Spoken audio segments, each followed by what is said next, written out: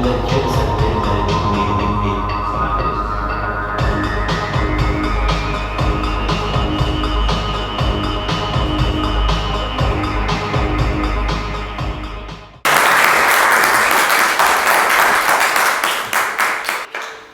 you and welcome, everyone. Thank you to ETHNOKINO, and thank you to the friends and colleagues and co-creators who have come today. And as we are co-creating Home on Earth, we want you to begin with us sharing a poem which we are speaking together. All of us together. All. All. All. That. Life. Once. You. Two. Be. Do.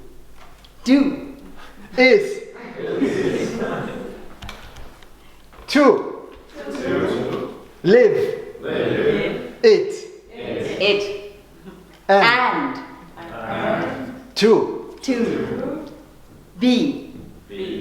At. Home. When. It. Knocks. On. Your. Door. Which. Is. Now. Now.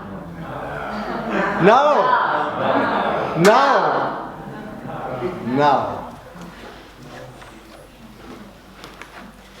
Home is where we start our lives. Before we start this, we just want to evoke that it's very meaningful that ETHNOKINO chose this theme of Beyond Asymmetries this weekend, because as you would know, tomorrow is World Refugee Day. And we are in a time where refugees, as we just saw in the last film, are of numbers we cannot even imagine. And some of you are in this very room with us, still experiencing the effects of what it has meant to you and to your lives, to your families, to be refugees. So we are seeing it in that spirit, especially for the refugees, but for all of us living in this time in the world when we are so uprooted, homeless, in terms of our inner homes, our planetary homes. So sorry, I just wanted to evoke the spirit of Refugee Day, to which we dedicate as well what we share. So home is where we start our lives on earth. No word is more local and personal than home. Home is where our earthly lives end. And no word is more global and shared than home. Home is a palace for few, a shack or a flat for many. Home is a distant dream for those living rough on city streets. Home is an aching memory for those forced to flee. Home is a safe haven for some, a harbor of security and freedom. Home is a prison for others, a torture cell, a straitjacket, fettering, there unfolding. Yet we all carry in us a longing for belonging, a timeless memory that calls us silently, inescapably, to seek our way back and forward at once to our true home. Yes, home holds power. Our homes are the foundational cells of our society. It is here, from our most intimate places, that the paradigm shift towards a regenerative future for all humans and for all life needs to be rooted, practiced, and lived. It is from here that we can experience the ancient knowing the universe is a single family. In your language? Vasudeva Kutumbakam. It is from here that we can embrace the newly emerging scientific paradigm of the interconnected wholeness of life. It is from here that humanity can rise again, renewed, feeling itself as an integral part of the indivisible family of life. It is from here that we undertake the ultimate quest for humanity to discover the underlying unity of all life and the unity embedded within our very name, humanity.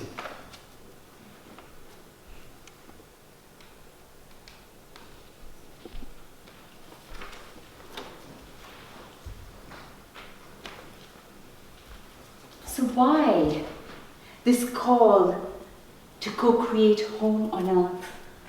Why this longing to find the unity within our humanity again?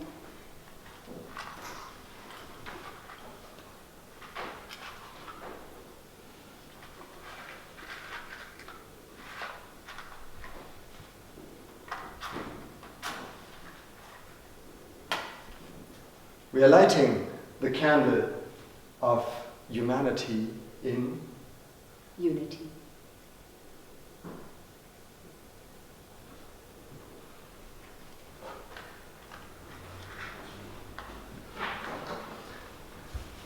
And unity has indeed been the call in my life since boyhood, actually. I grew up in Germany, and I was actually concerned very early with an education system that I felt fragments us, puts up into pieces, only emphasizes certain parts of who we are, doesn't bring the fullness of the human being into flourishing.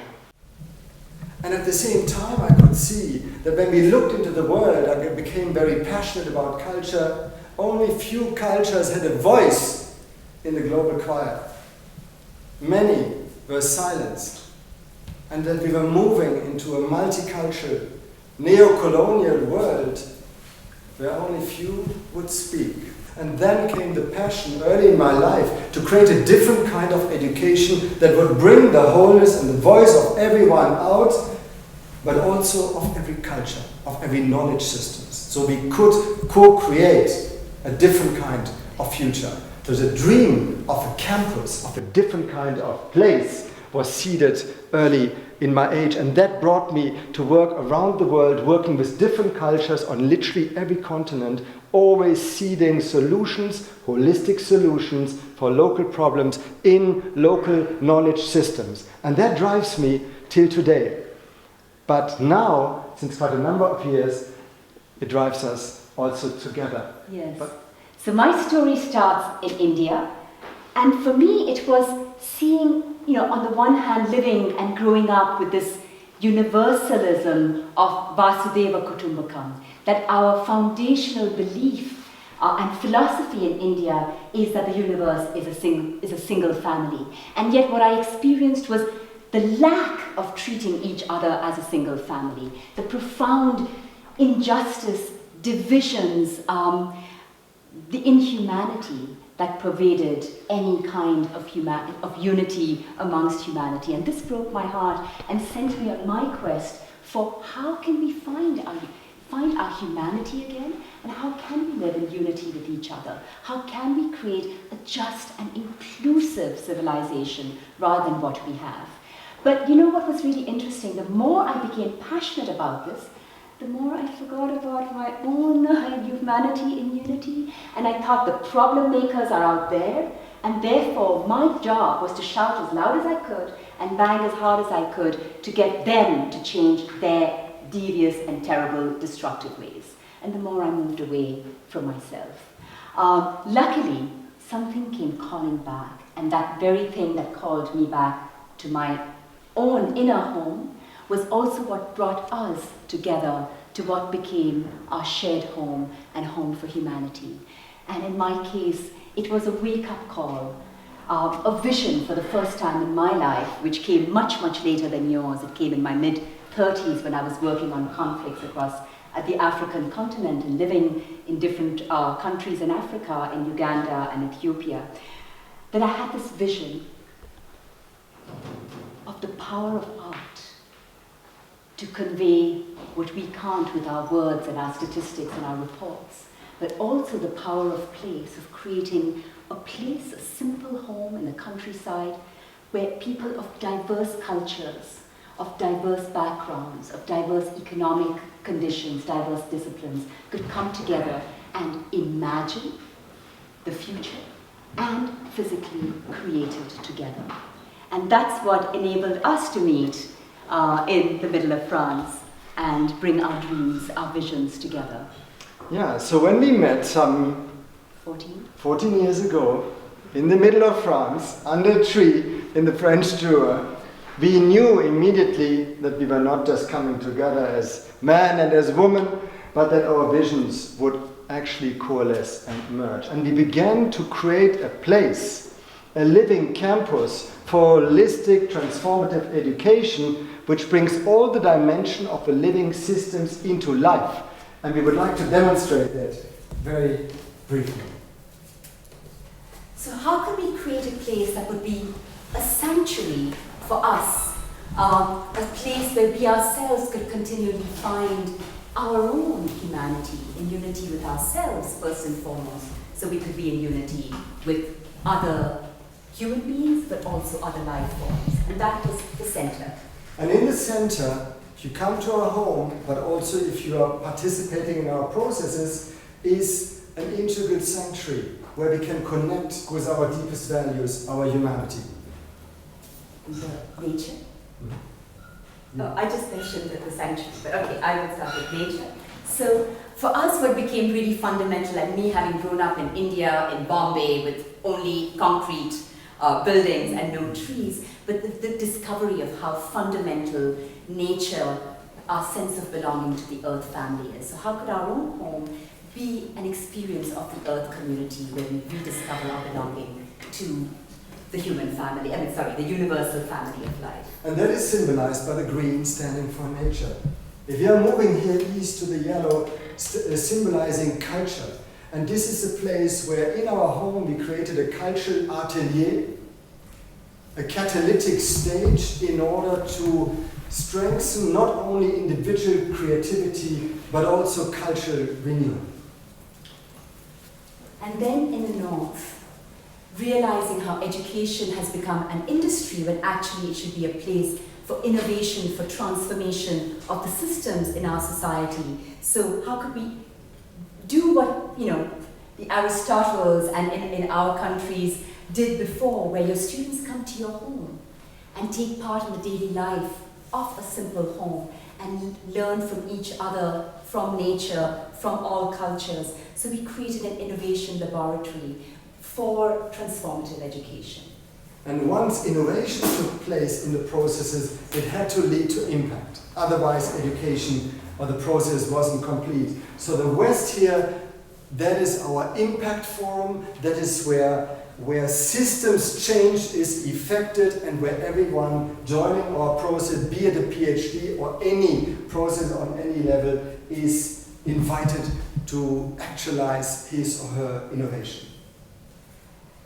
So on the one hand, we were beginning finally, after years, decades of working around the world, to bring home to our own lives what we were experiencing, learning, and witnessing around the world. Because whether it was me working in conflict, you working in transformative development, we were seeing how people in very constrained circumstances, like under occupation in Jerusalem, in East Jerusalem, were using their own, or in Iraq, in Baghdad, were using their own homes as the safe place where they could come together and meet and strategize how to transform the conflicts in their societies. And you were seeing that huge organizations, the most successful, were started off from a simple home.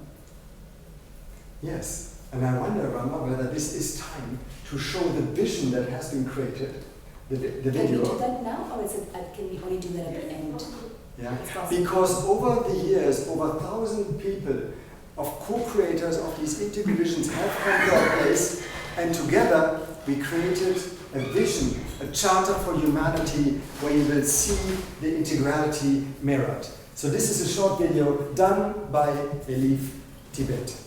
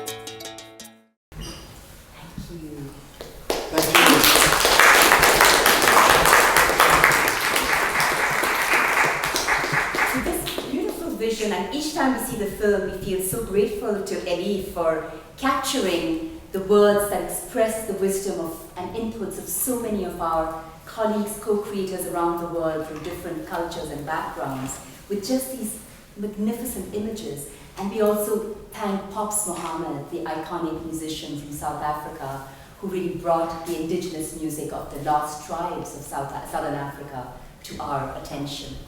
And the important thing is we have a vision. How do we actualize it in our inner homes, in our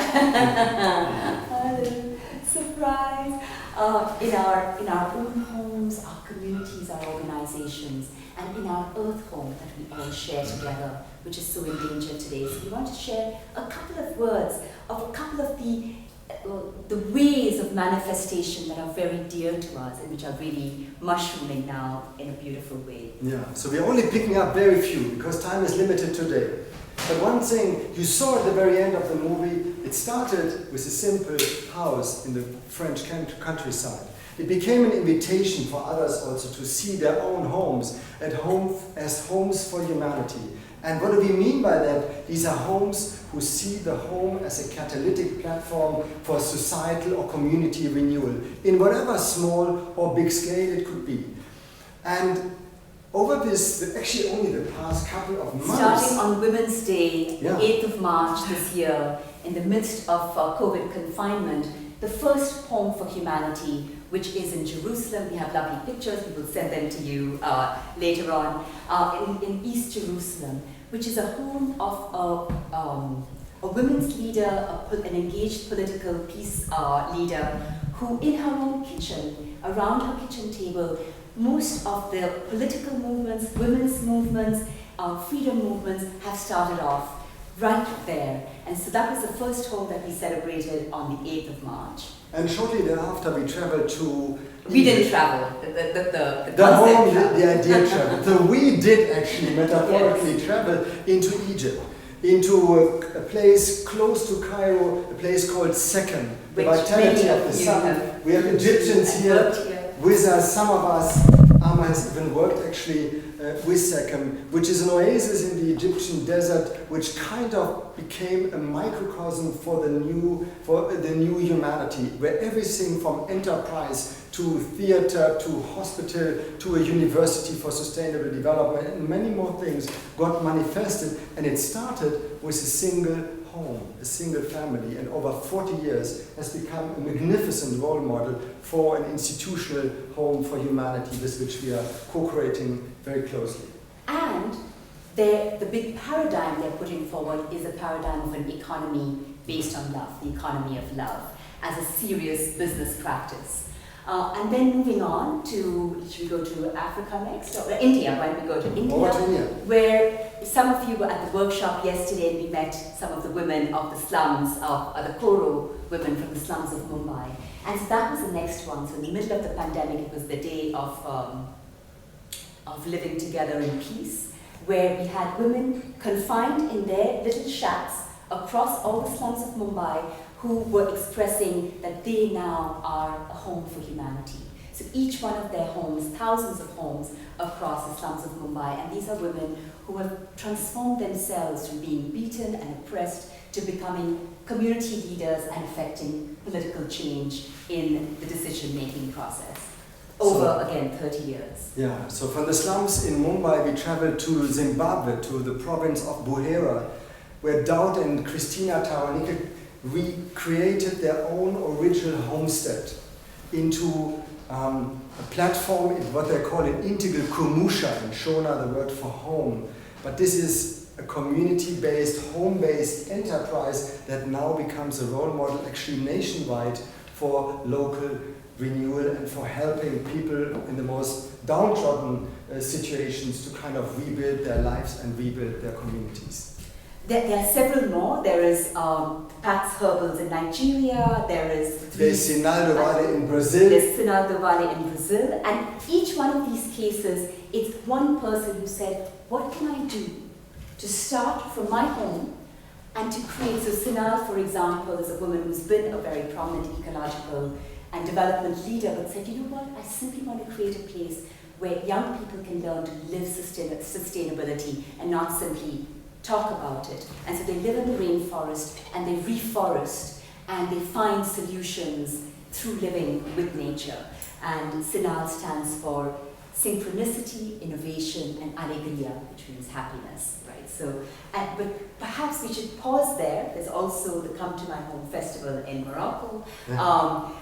And talk about the very last program we wanted to share with you, because everything begins, as you can see, with the best way, the only way perhaps for us to secure a just and regenerative future on Earth is if we are able to reconnect to our own humanity and to our sense of unity with each other and with all life. And for that reason, our kind of flagship program is what we call the quest for humanity, the humanity quest, where people really go on a journey to discover, as we like to say, the inner home of one's personal humanity, the possibility of turning one's own home or organization home or community home into a platform for local renewal, and always having the renewal of our shared earth home in mind.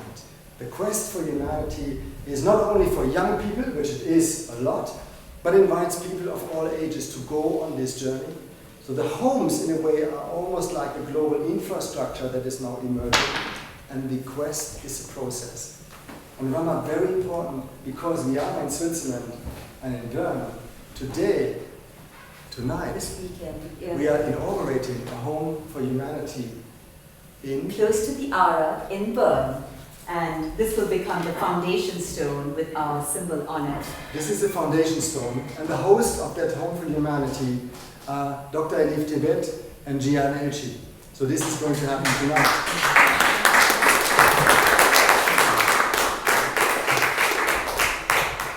So the idea with the Humanity Quest is that we've already had small ambassadors quests where young people have come from different parts of the world. Some of them are close associates, co-creators, etc. To pilot the process and become mentors, because now it's going to roll out into a worldwide program so that in every continent, in every country, in every different region, there are young people who could be really beacons of hope, holistically living and building this future. And so with that, we would like to invite 4 of our ambassadors, and then after that, each one of you, if you're ready to come, and we would like Actually, we have a fifth now, so we and we have now even a fifth, because Enu has arrived. We'd like to invite Ama and Silvan and Mena and Abdallah and Enu. And we to come first. and we'll be asking all of you to come up. So the invitation is to pick up one of the foundation stones from the Ara, and in a way share, or the 5 of you are sharing how in co-creating Home on Earth, a humanity in unity, what is your foundation stone symbolizing? Perhaps you could just share who you are. Yes. Hi everyone, my name is Mena and I'm from Egypt. Actually, my word and my founding stone has a story. If your time allows, and Just it's a the very word short for now. one. Okay. Yeah. So it's the word abundance.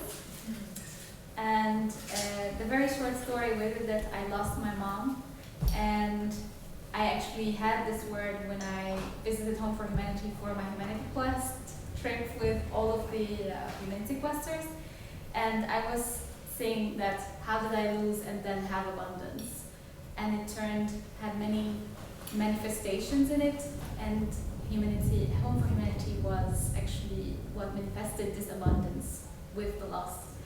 So yeah, it's a teaser, but it's the meaning to me. Thank you. Thank you. You have to take your own stone, which is the green one right there. Yeah. You can keep your stone on, you take it with you. So, hi everyone, I'm Amma, I'm from Germany, and my cornerstone would be healing destructive patterns. Thank you. Hello, my name is Silvan, I'm from Switzerland, and my foundation stone is care.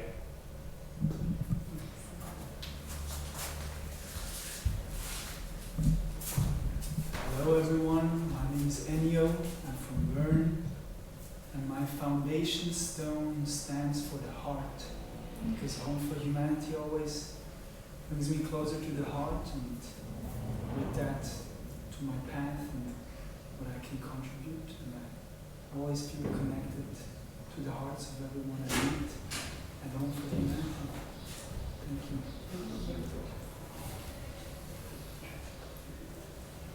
Hello everyone, my name is Abdallah. I'm also from Egypt.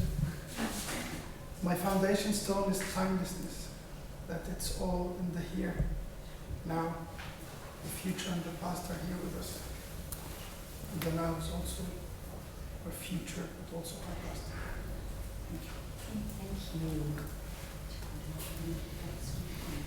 you. Okay. So we would request you before you leave, there is a stone for every one of you. But now we move ahead with the program, but we request you to come, put your value into the stone, and then take it home with you. And we hope that will support you, but also keep us connected as we continue to work as humanity in unity towards creating what we feel, each one of us feels could be valuable for our common future.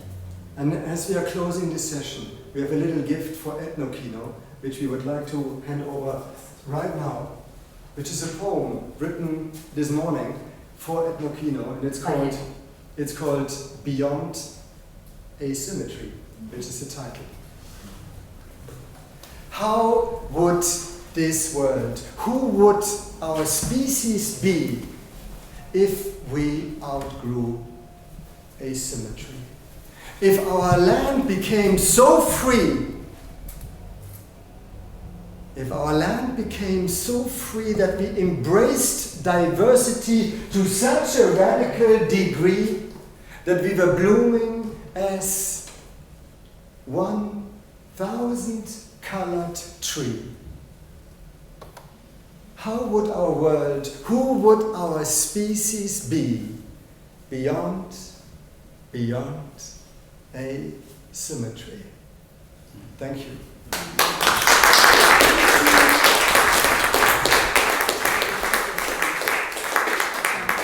Electricity.